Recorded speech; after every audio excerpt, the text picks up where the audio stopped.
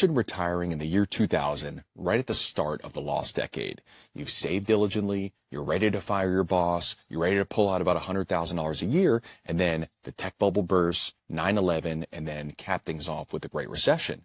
The question is, will the portfolio survive, and how long would it last?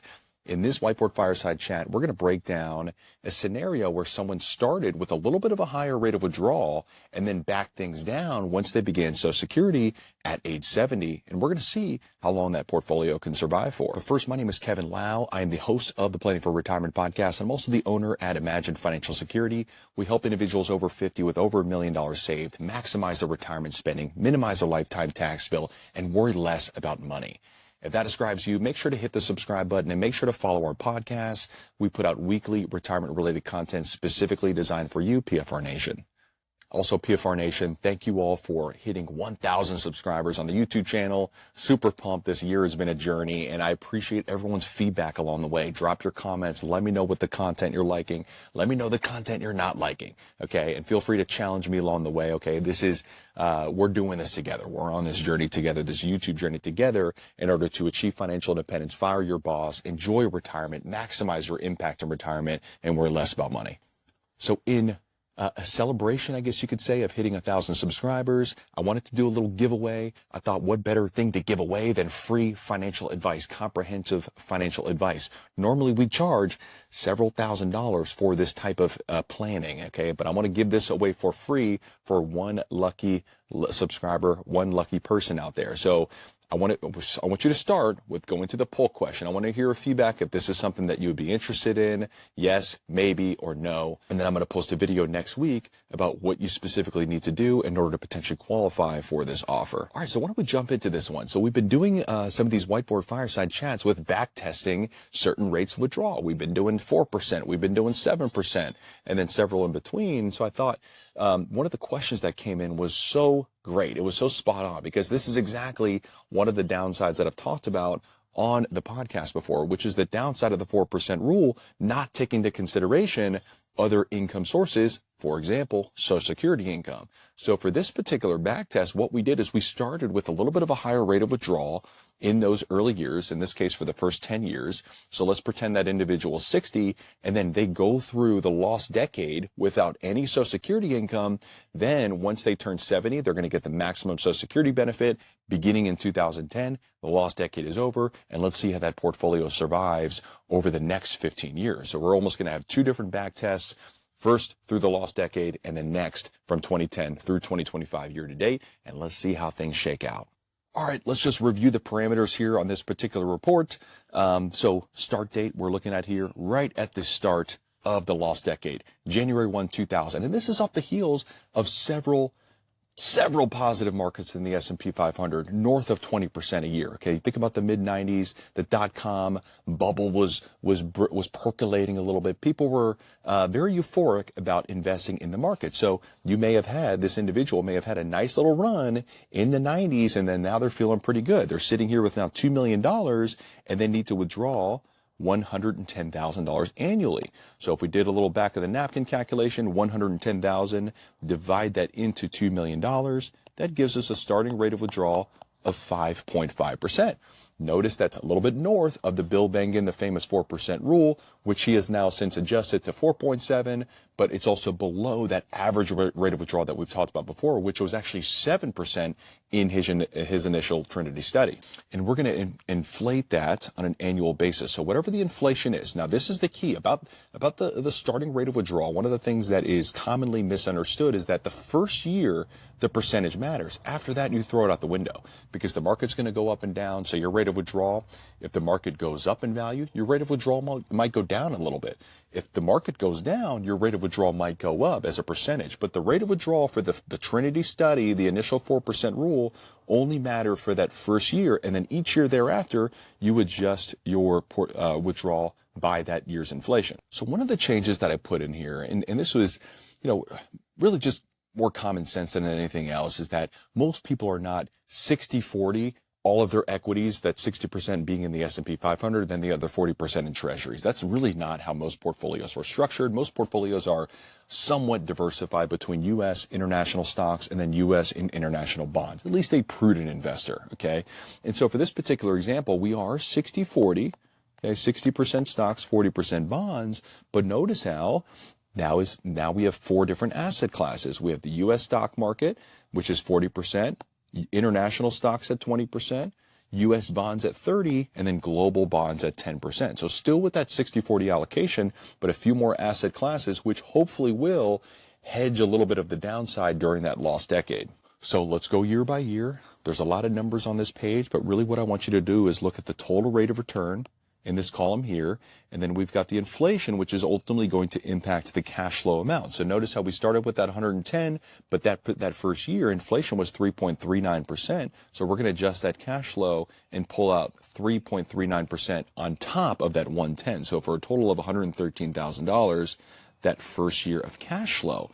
But right away in year one, unfortunately, we went through a downturn. We had a minus 4% rate of return when, in fact, the S&P 500 that year was down close to 10%. So this is one of the benefits of that diversification, of that fixed income part of the portfolio, to protect some of that downside. So yes, this investor experienced a loss in the portfolio, but it was only 3.9%, but their portfolio balance did drop a good bit and went from $2 million down to about $1.8 million straight away after the first year. Probably feeling a little bit nervous. That's a little unsettling. Anytime you kick off retirement and you see your portfolio balance dip, you're kind of thinking, hey, 5.5% rate of withdrawal, I'm a 60-40. Long-term, a 60-40 portfolio probably actually exceeds 5.5%. It's probably averaging during that time frame around 6 to 6.5% annually, depending on what your asset allocation mix was. But in this case, year one, they took out the 113, their portfolio balance went down because of the market also going down. But then year two and year three, 2001 to 2002, the tech bubble continued to burst during this period of time. So we actually had 3 consecutive years of negative returns, minus 4%, minus 5.38%, and minus 6.8%. Okay, again, the S&P 500 was down further. So the S&P 500 in 2001 was actually down 11%. The S&P 500 in 2002 was down 22%. So again, the benefits of the 60-40 portfolio and hedging some of the downside risk. But if this investor, this particular individual, continued to take out their cash flows adjusted by inflation each and every year, look at their portfolio balance after that first 3 years. They're sitting at $1.3 million. Not sure about you, but that would be very unsettling for most people. Okay, now I know it's very easy to say. I've seen the comments already out there. They're like, Kevin, just ride it out. Just stick through the ups and downs of the market. Okay, unless you've actually been retired during that time frame, you can't talk, okay? You can't just, hindsight is 20/20. It's very easy for me to say and for you to say in the YouTube comments, oh, just ride out the markets. A lot more difficult, a lot easier said than done. Okay, but this investor, after 3 years, they started with that 5.5% rate of withdrawal. The portfolio dropped significantly. And if you actually look at this one, in year 4, the cash flow need was $120,458. So if we divide that by the year-end balance of the previous year of 1.3 million, that rate of withdrawal is actually now 8.7%, okay? So started with 5.5. This is what I was talking about earlier in the video. If the portfolio balance drops, your rate of withdrawal is naturally going to go up. But again, the 4% rule, the rule of thumb is continue to give yourself inflation raises. Thankfully, 2003 saw a very positive year in the market. So if this investor did stay the course, okay, if they listened to the YouTube comments out there, if they listened to this video, they would have stayed the course and they would have been rewarded for that for the next 5 years consecutive, 23%, 11%, 5.8, 13.6, and 8.2% rate of return on this particular 60-40 allocation. So even though we're adjusting for inflation each year with the withdrawals, the portfolio was able to recover a little bit, from 1.3 million all the way to $1,679,000 at the end of 2007. But we're not done yet.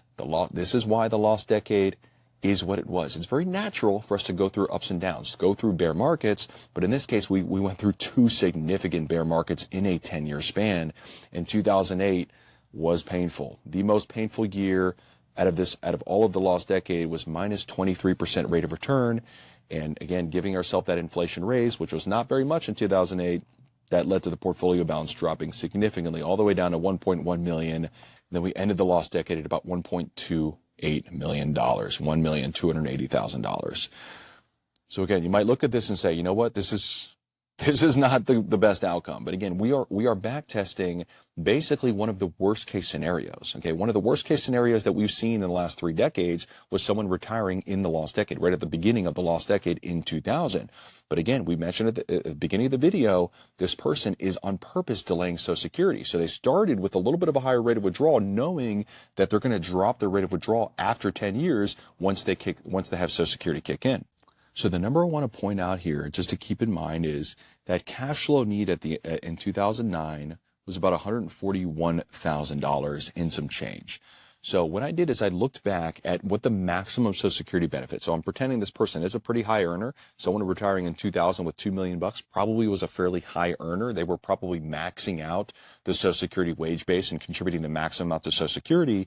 And so the max Social Security benefit for a 70-year-old at that point in time was a little over $3,000. It was $3,093 per month, which equates to about $37,116 on an annual basis as Social Security. So what I did hypothetically is I just said, let's take the next year, let's take 141, subtract out $37,000 because we don't need that from the portfolio anymore, and let's back down that rate of withdrawal all the way down to $104,000 on an annual basis beginning in 2010. Again, lost decade is over. Social Security has now begun. We can take a little bit of a deep breath here. We've got some guaranteed income coming into play, and we're gonna run the scenario through the current year, 2025. And again, we're starting with an initial balance of $1,279,000 because that was the portfolio value at the end of 2009. So if you look at this one, not a lot of red here in this column. Not a lot of red here in this column. Really, for the next 10 years, we had 2 minor blips in the radar. We had 2015 minus 1%, and then 2018 minus 5%. Not very much pain here over the next decade. Really, the most pain that happened was in 2022. Pretty painful year for stocks and bonds. Stocks were down 25% that year. Bonds were also down 15%. I call this the triple bear market of 2022 because it was a combination of stocks falling, high inflation, and then interest rates going up rapidly. Not a very good recipe for a 60-40 portfolio. But nonetheless, if you kind of look forward, again, adjust that for inflation every year. We've got that cash flow year one, that number we mentioned earlier, adjust that for inflation. So we're going to start with this 105. We're still having the same lifestyle. Okay, this individual has not adjusted their lifestyle at all. They're still continuing to increase their expenses each year with inflation. The only difference is Social Security is now covering that other component. Okay, so yes, I mean, the portfolio does trend pretty much sideways for a while, and then really that 2022 transition was the most painful period of time because now they're pulling out $142,000 that year while the portfolio value was falling as well. So this individual has been retired now for 25 years. They started with a 5.5% rate of withdrawal on $2 million. They backed that down after 10 years, after that lost decade. So because starting in 2010, they started Social Security and then reduced their rate of withdrawal and then continued that same inflation adjustment each year through 2025. And now their portfolio value is about $760,000. If you look at that rate of withdrawal that first year, we had, beginning after the lost decade, 2010, we had 105,000, but we're going to divide that into about $1.28 million that we kicked off this next phase with. That rate of withdrawal is 8.2% a year. So again, because of the impact of the market on the portfolio, the rate of withdrawal, even though the dollar amount is going down after that lost decade, the percentage has gone up significantly, even despite taking Social Security. So just keep that in mind. This is kind of one of those worst case scenarios. But again, after 25 years, this individual has $760,000 in their portfolio. However, that's not looking very good because we know 152,000 was taken out the year before. We need to adjust that inflation. It's probably going to be somewhere around 160K. That we need to take out from the portfolio. This portfolio may only last another 4 years, maybe 5 years if they're lucky. So that may not be acceptable because an individual, maybe they retired at 60, in 5 years, they're going to be 90 years old. Maybe they live past 90, or maybe they do want to preserve some assets for a long-term care need or for a financial legacy.